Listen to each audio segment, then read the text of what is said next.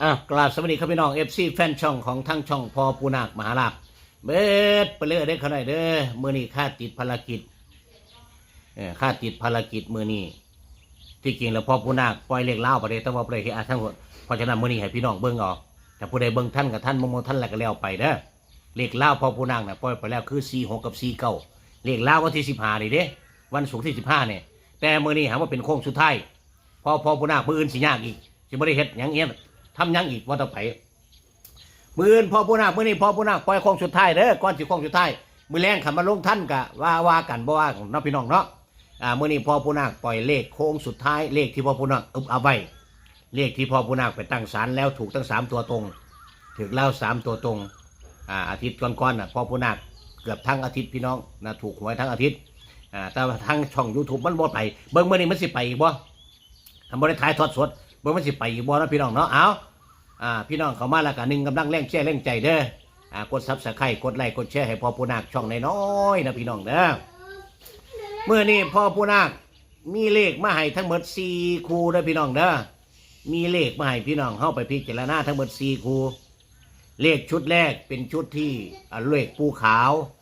ลงประทับร่างปูนาคแล้วเพิ่นว่าปูใหญ่ปูศรีสุโธเพิ่นให้ฝากมาบอก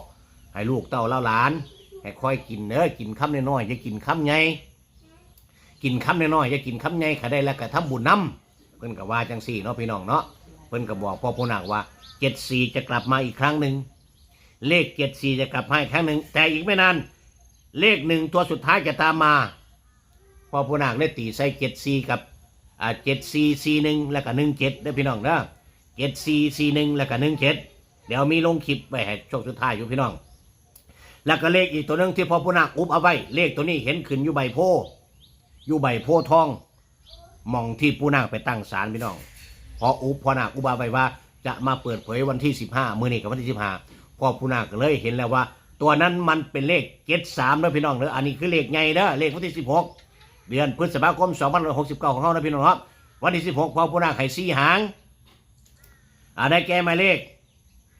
737441แล้วก็17เนาะพี่น้องเนาะ73744117นี่แหละพี่น้องแล้วลงไว้ให้ท้ายคลิปอีกน้ำนะพี่น้องเด้อเอาขอบคุณFCแฟนช่องพอปูนาคมื้อนี้เบิดมือเฮ็ดงานทั้งรับแขกนั่นมาพี่น้องเนาะรับแขกแน่ลูกเต้าหลานมาเล่นน้ำแน่แล้วก็